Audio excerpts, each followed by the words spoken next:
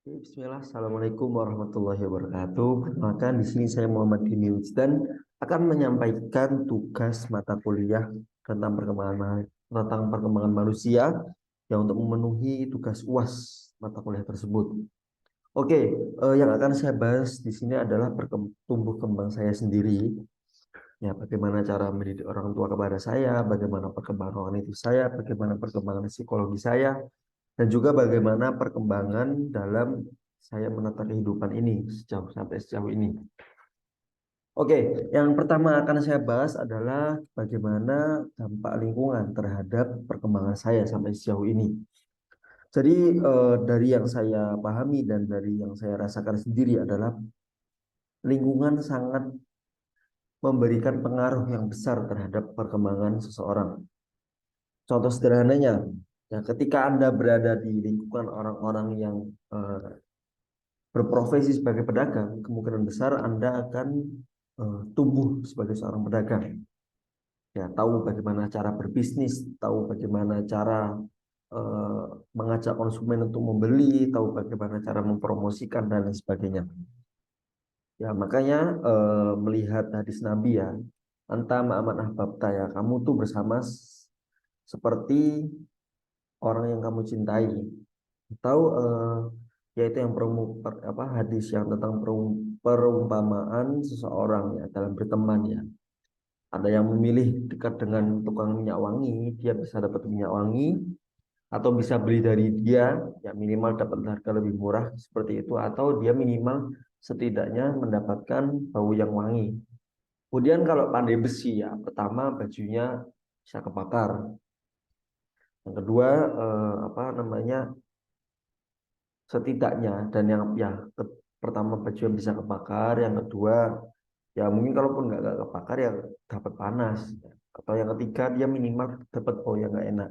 Ya seperti itu juga pengaruh lingkungan terhadap seseorang menurut saya, yaitu sangat besar lah seperti itu. Jadi ya dalam tumbuh kembang saya sampai sejauh ini ya kurang lebih ya kehidupan saya di STIT yang dulu sering mengatakan pesantren kilat, kemudian mabit malam bina iman dan takwa, ya banyak pelajaran-pelajaran agama dan lain sebagainya itu sangat berpengaruh nyampe fase selanjutnya. Kemudian fase selanjutnya saya masuk ke pondok pesantren. Nah, jelas ketika seseorang telah masuk ke pesantren maka dia dituntut untuk mandiri, dituntut untuk harus bisa jauh dari orang tua. Dia dituntut untuk mampu menyesuaikan diri di lingkungan baru dengan orang-orang baru tanpa kedua orang tua. Dan juga dia dituntut untuk selalu bisa cepat beradaptasi. Ya, itu sangat berpengaruh sekali terhadap kehidupan saya. Jadi mungkin ya jika dibilang apa ya, tiba-tiba dipindah tugas, tiba-tiba nanti ada perintah baru dan lain sebagainya itu ya kurang lebih sudah bisa menyesuaikan seperti itu karena ya tadi mudah beradaptasi. Begitupun juga ketika bertemu dengan orang lain, ya ketika ada peraturan baru, ketika bertemu dengan orang lain, dengan apa budaya baru, adat baru ya bisa lebih cepat untuk menyesuaikan diri seperti itu. Ya karena tadi pengaruh lingkungan tadi, antam aman ahbabta. Seperti itu. Lalu yang kedua, cara pendidik orang tua saya kepada saya, sebenarnya balance kalau menurut saya sih. Jadi karena saya anak laki-laki dan kebetulan jarak saya dengan adik saya itu dekat, jadi ya kami kurang lebih berdua lah. Jadi cara mendidik orang tua kami ya berusaha tidak membeda-bedakan antara kakak dan adik karena memang jarak kami dekat seperti itu.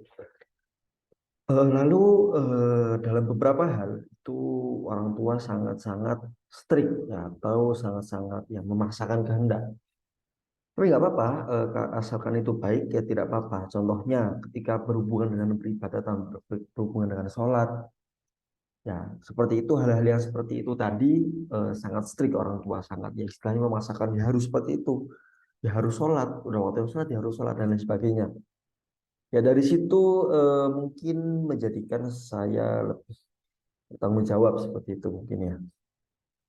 Kemudian karena saya dan adik saya anak laki-laki, kami dididik untuk istilahnya ya menjadi seorang pemimpin. Bagaimana untuk mendidik seorang menjadi seorang pemimpin adalah dengan selalu melibatkan dalam sebuah keputusan.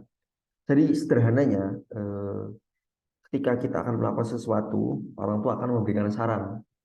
Jadi ada beberapa opsi yang diberikan, nah nanti opsi yang pilihan kita. Jadi katakanlah orang tua memberikan kepada kami 3 opsi. Ya dari ketiga opsi itu ada plus minus tersendiri dari tiap opsi. Dan dari opsi-opsi itu tadi kita bisa memilih satu dan juga kita sudah tahu konsekuensinya dari apa yang akan kita lakukan. Jadi dari kecil juga selain tadi istilahnya strict dalam hal tertentu, tapi juga memberikan pilihan kepada anak-anaknya. Contohnya ketika berada di toko, kamu mau pilih yang mana? Ini ada 3 pakaian. Ini ada kaos, ada hem, katakanlah seperti itu ya, kaos, hem, dan juga jaket. Kamu pilih mana? Kalau jaket nanti gunanya untuk seperti ini, kamu udah punya dan lain sebagainya. Kamu kalau hem seperti ini, seperti ini, seperti ini. Kamu kalau kaos seperti ini, seperti ini, seperti ini. Jadi sudah dijelaskan plus minusnya dan kami dituntut untuk memilih, gitu, memilih pilihan kami. Dan ketika sudah memilih, ya kita harus konsekuen seperti itu. Jadi kalau ajaran yang beliau berdua ajarkan pada kami, terutama dari ayah, almarhum ayah itu adalah harus bertanggung jawab dengan pilihan yang telah diambil. Nah, dari itu, ya mungkin berpengaruh lah terhadap perkembangan kognitif saya, perkembangan psikologi saya, dan juga bagaimana perkembangan saya dalam mengambil keputusan. Sangat berpengaruh sekali seperti itu. Didikan seperti itu. Ya, kemudian dalam hal lain juga dalam tumbuh kembang saya dalam tubuh, ya orang tua saya memang bukan orang yang kaya, tapi insya Allah gizinya tercukupi dan juga kebetulan menurun genetis dari ayah saya, jadi badan saya tinggi besar seperti itu. Menurut saya ya selain memang ya tadilah strict dalam hal tertentu, tapi tetap mengajak untuk berdiskusi dalam hal tertentu itu sangat berpengaruh baik kepada saya untuk kedepannya. Ya kurang lebih itu sih simpelnya mungkin ya secara singkatnya dari penjelasan materi yang saya sampaikan kemarin. Dan juga dalam proses pertumbuhan ini tentunya ya strict dalam hal tertentu dan juga tadi apa namanya tadi memberikan pilihan dalam hal tertentu ini tentunya selalu dalam pengawasan. Ya karena kalau menurut saya orang tua saya selalu memberikan pengawasan kepada anak-anaknya. Ya, karena ya tadi kalaupun nanti ada hal-hal buruk, kemungkinan buruk yang akan terjadi sudah bisa diantisipasi sebelumnya. Seperti itu.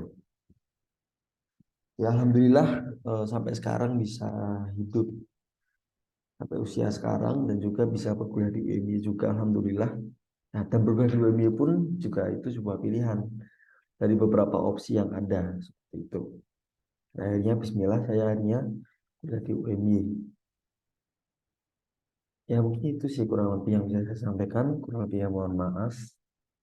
Billahi fisabilillah wasabiqul khairat. Assalamualaikum warahmatullahi wabarakatuh.